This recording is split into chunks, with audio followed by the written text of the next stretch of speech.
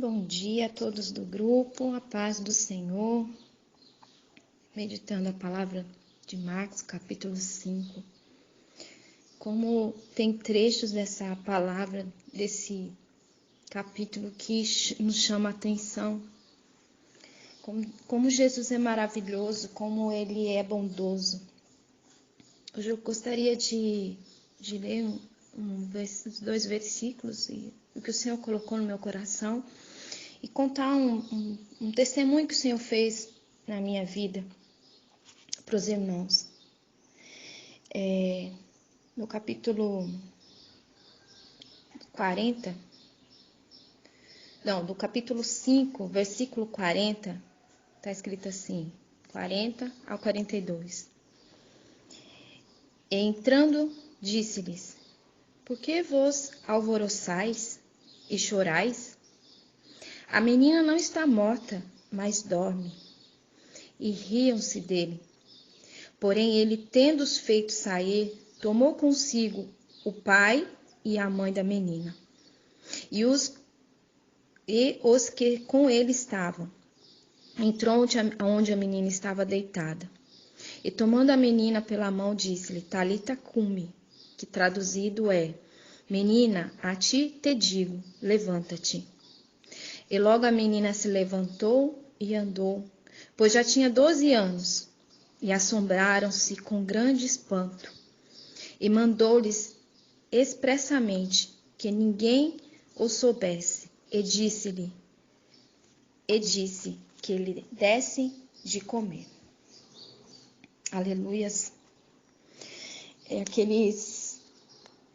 Aquelas pessoas que pranteavam quando Jesus disse que a menina não estava morta, mas dormia. A menina havia falecido. Porém, Jesus usou uma imagem do sono para indicar que as condições eram temporárias e que a vida e a saúde da menina seriam restauradas. Jesus faz isso na nossa vida. Aparentemente, nós muitas vezes estamos mortos, adormecidos, mas o Senhor às vezes até permite isso por causa da própria obra de Cristo, pelo que Ele tem que fazer na vida de pessoas. Jesus suportou as ofensas da multidão, a fim de ensinar uma importante lição sobre manter a esperança e a confiança nele, para ativar em nós a fé. Atualmente, a maior parte das pessoas zombam, dando afirmações de Cristo, que isso é coisa do passado, que a gente está perdendo o nosso tempo. Quantas pessoas nos zombam de nós?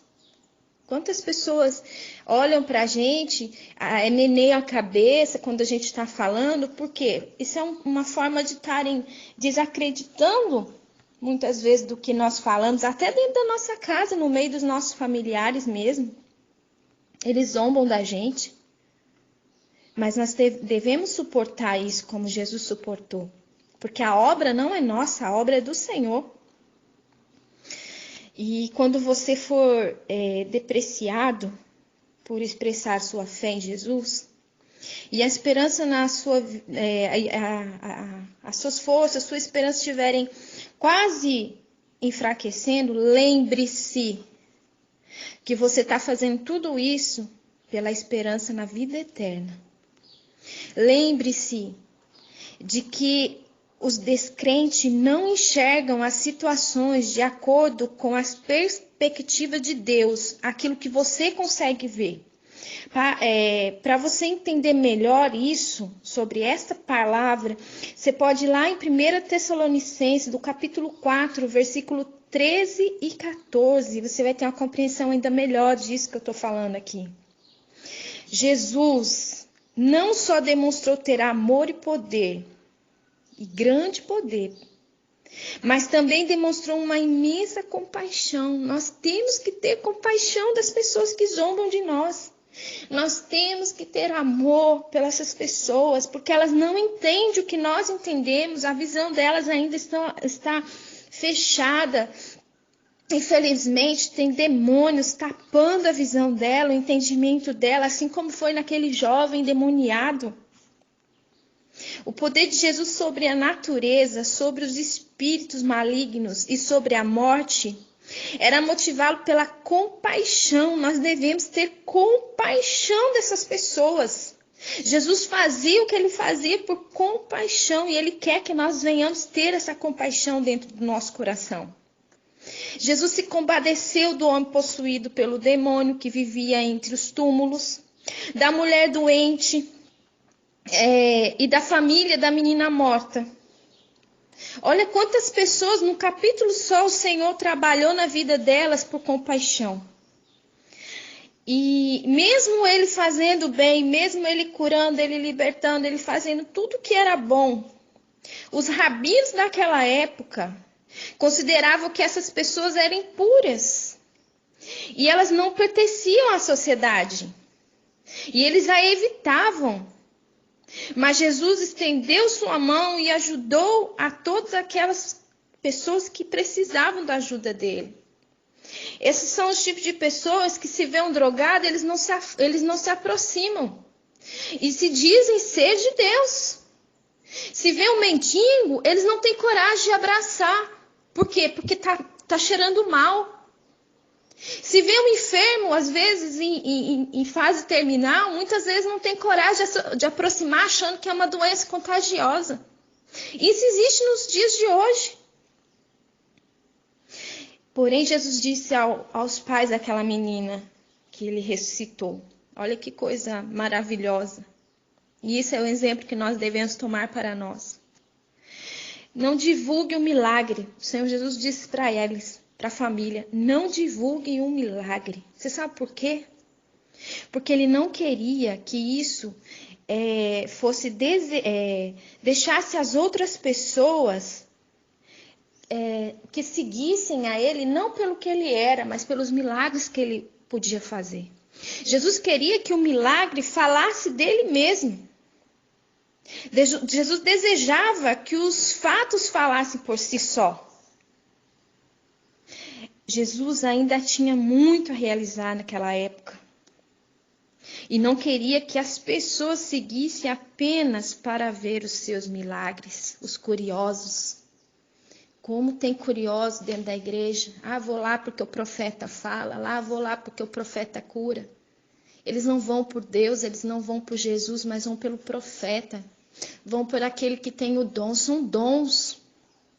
São dons que Deus nos deu e que não vai tirar. Só que a palavra do Senhor diz também, quando essas pessoas forem para o céu, se elas não estiverem vivendo uma vida de obediência na palavra de Deus, apesar de terem os dons de cura e de libertação de demônios, o próprio Jesus vai virar para eles e vai falar, Senhor, eles vão dizer assim, não, Senhor, em teu nome eu curei, em seu nome eu expulsei demônios, e o Senhor vai se virar para eles e vai dizer assim, aparta de mim, porque eu não vos te conheço.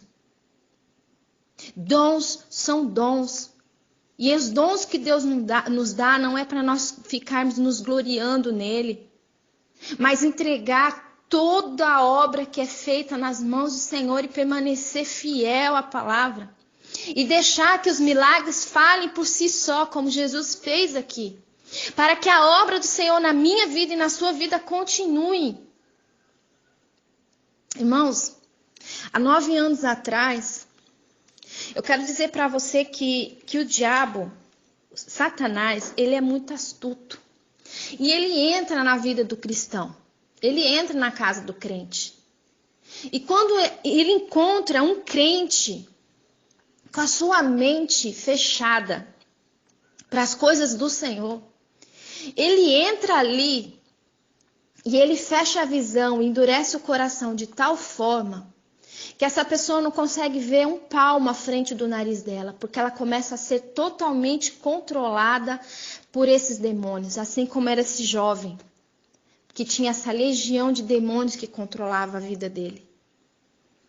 Meu marido, há 9 anos atrás, ele é conhecedor da palavra, nasceu no berço evangélico, mas há 9 anos, eu tenho 19 anos de casada. Há 9 anos atrás, esse meu marido, ele se revoltou com Deus. As coisas para nós não estavam dando certo, ele não tinha emprego. Nós íamos para a igreja e de repente ele virou a cabeça, ele falou, não vou mais para a igreja porque não está adiantando nada, a minha vida não muda, as coisas não mudam. E nessa época, meus irmãos, já tinha os 3 filhos, todos pequenos ainda. Mas eu olhava para ele e eu não acreditava que a mente dele já estava sendo controlada por um demônio. E eu comecei a orar, e eu orava, eu buscava o Senhor. Irmãos, eu ia para a igreja, ele escondia a chave do carro para eu não pegar. Ele não me dava dinheiro para abastecer o carro para eu ir com as crianças para a igreja. A igreja era um pedaço bem longe da minha casa, onde eu morava. Eu pegava esses 3 filhos meus, colocava tudo no carrinho de bebê. A pequenininha no meio, o do meio eu colocava na frente, o maior atrás, e eu empurrava essas 3 crianças. Podia estar serenando, podia estar frio, do jeito que tivesse. Eu levava esses 3 filhos para a igreja comigo.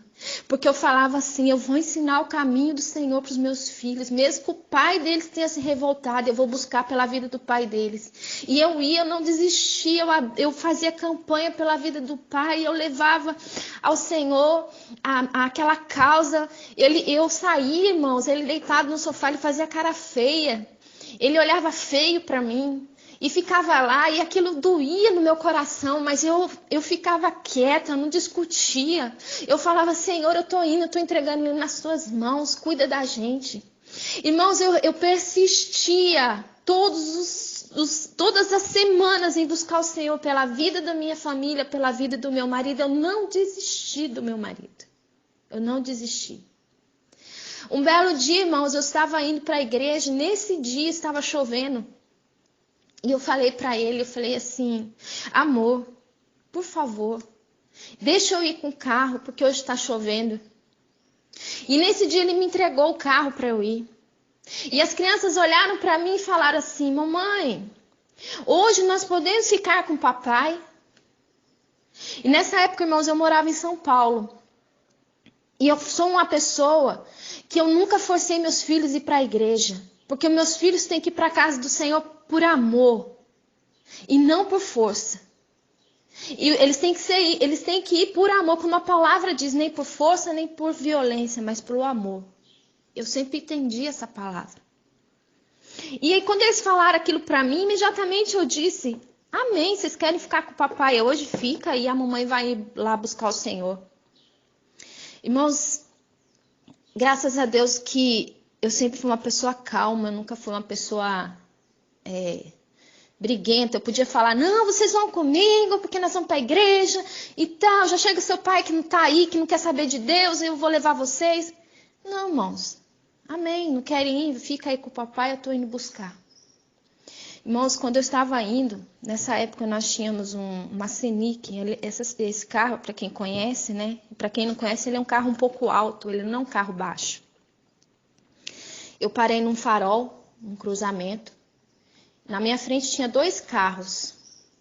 E quando eu parei no farol, ouvindo louvor no rádio, adorando o Senhor, eu olhei pelo retrovisor e eu vi um grande caminhão vindo, mas ele vinha com toda a força.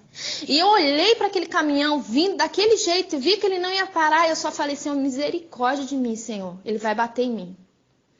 E de repente, irmãos, eu só escutei aquele barulho terrível, eu senti uma dor na minha cabeça. Quando eu me vi, aquele caminhão estava em cima do meu carro achatou comigo dentro. Todos os vidros do carro se estilhaçaram para dentro do carro. O vapor do motor estava entrando para dentro do carro. Eu senti aquele calor do motor em cima de mim. E o meu banco quebrou para trás. O meu cinto travou e minha perna ficou presa entre a lata do carro, porque ela achatou, ela virou como se fosse uma panqueca, assim. Eu virei como se fosse um lanche, eu fiquei no meio. E de repente, aquele alvoroço em volta de mim, que eu me dei por conta, eu vi as pessoas vindo, correndo para me socorrer. E eu peguei, eu só dei o telefone para um rapaz na porta, eu falei assim, o primeiro telefone da Alice é do meu esposo, tá escrito amor. Só avisa ele para ele vir aqui, avisa que aconteceu um acidente. Eu sei que depois disso, muito rápido, meu marido apareceu. Quando meu marido abaixou-se para ver a situação, ele só olhou para mim e falou assim: amor, você tá bem?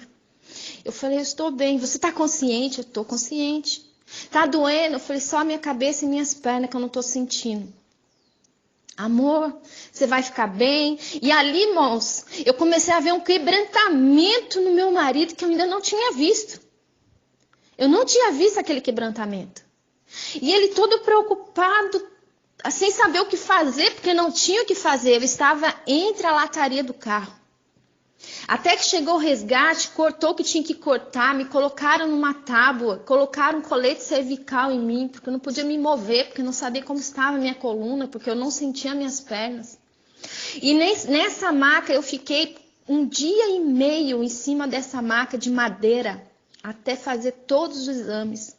No primeiro exame que foi feito, deu um coágulo de sangue na minha cabeça do lado direito. Quando eles foram repetir o exame no outro dia, não tinha mais. O Senhor me livrou desse acidente, não deixando um caco de vidro me cortar. Livrou meus 3 filhos da morte, porque o Senhor, Ele tem compaixão de nós, aleluia. O Senhor, Ele tem amor por nós.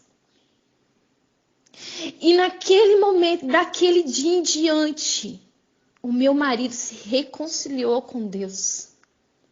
Por quê, irmãos? Porque Deus mostrou para ele que a desobediência dele, a rebeldia dele, estava fazendo ele sacrificar os 3 filhos dele e a esposa que ele tinha. Naquele dia o Senhor disse: você não me obedece, então você vai sacrificar.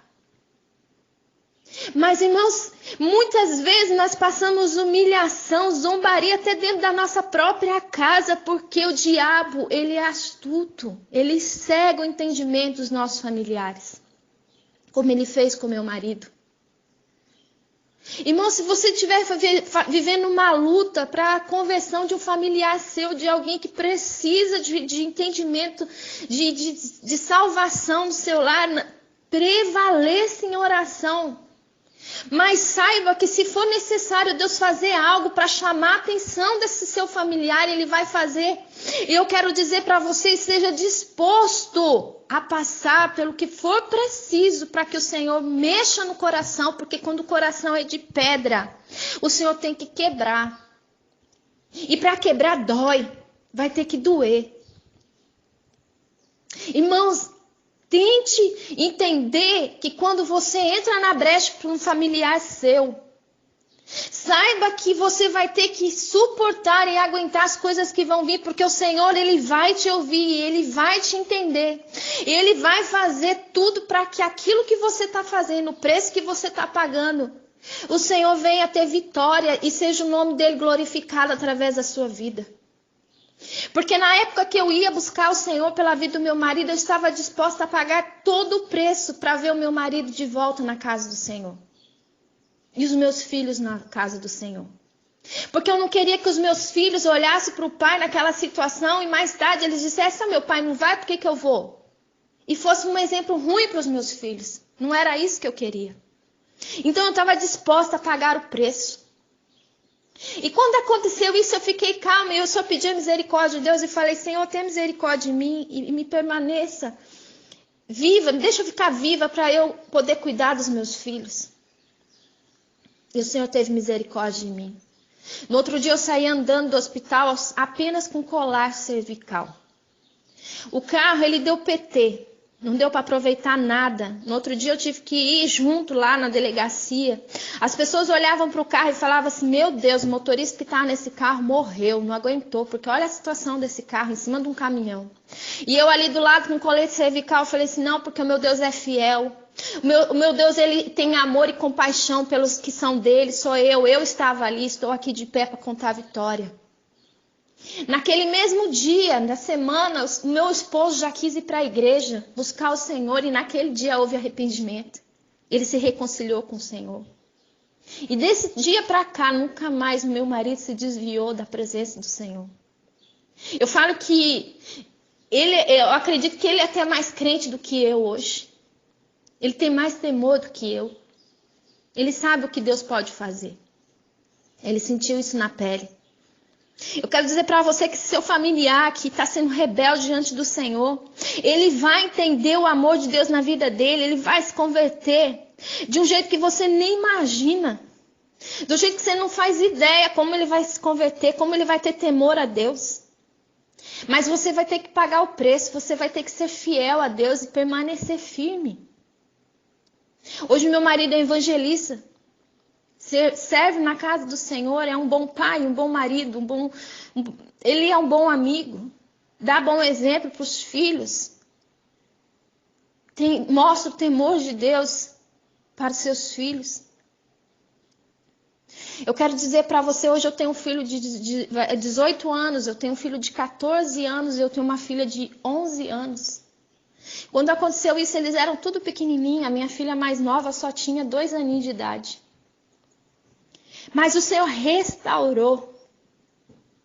Mas eu também quero dizer para você que está sendo rebelde com as coisas de Deus, que não está sendo obediente às coisas do Senhor, que não está vivendo na casa do Senhor como o Senhor quer, e está brincando com as coisas de Deus.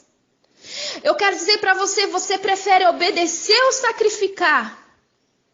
Porque se for necessário, o Senhor vai sacrificar alguma coisa na tua vida para que o temor de Deus venha no teu coração. Porque foi assim que o Senhor fez com meu marido. Como a rebeldia no coração dele estava tão grande, o Senhor teve que sacrificar a família que ele tinha. E mostrou para ele, se você continuar desse jeito, você vai perder a sua mulher e vai perder seus 3 filhos. Porque hoje eu dei livramento para os seus filhos. Hoje eu livrei a tua mulher da morte, mas eu estou te sinalizando o que eu vou fazer. Naquele dia ele entendeu o que Deus ia fazer. Eu quero dizer para você, se você estiver em rebeldia com as coisas de Deus, você está sacrificando algo na tua vida que você ama, que você gosta. Porque Deus vai mexer aonde dói. E o Deus, ele prefere que você perca isso e seja salvo do que você ficar na rebeldia e ter o que você quer.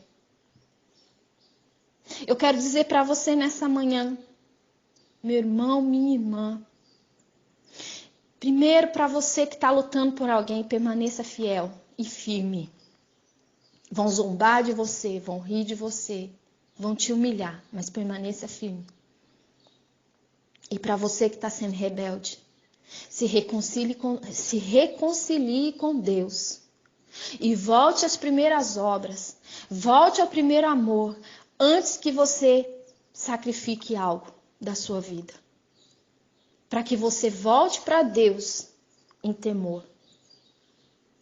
Amém? Quero fazer uma oração com os irmãos. Senhor Deus e Pai, nessa manhã, Senhor, eu entrego a vida de todos os meus irmãos, de todas as famílias, Senhor, que estiver ouvindo esta mensagem, Senhor Deus. Pai, entra com providência, Senhor Deus, na vida daqueles que têm buscado, Senhor, pelos seus familiares, que infelizmente, Senhor Deus, o diabo tem cegado o seu entendimento. Pai, dê força, Senhor, quando forem, Senhor Deus, escandalizados, quando forem humilhados, Senhor Deus, quando vierem rirem deles, Senhor Deus, e dizendo para eles que o que eles estão fazendo é tempo perdido. Não, não é.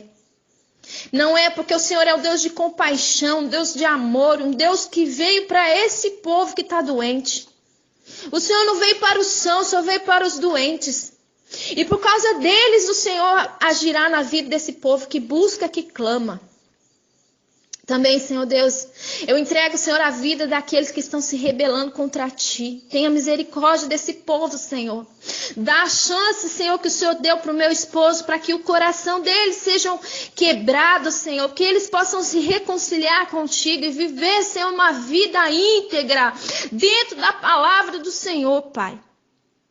Que o Senhor venha na vida desse povo, Senhor Deus, e transforme, Senhor, em nome de Jesus.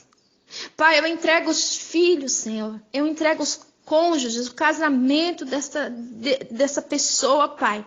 Pai, se ela estiver vivendo, Senhor, uma vida, Senhor, difícil no seu relacionamento conjugal, que o Senhor entre, Senhor Deus, no meio desse casamento, Pai. Para aquele que está buscando, Senhor, assim como o Senhor colocou paz no meu coração, Pai, que excede todo o entendimento quando eu vivi essa situação com meu marido, que o Senhor venha trazer essa mesma paz neste casamento, Pai. Para que essa pessoa que está buscando, que ela continue tendo sabedoria e força, Senhor Deus, e fé para ver o seu marido convertido, a sua esposa convertida, temente nos teus caminhos, ou seus filhos. Pai, no meio da família, trabalha no meio da família, Senhor. A família é prioridade tua, Deus.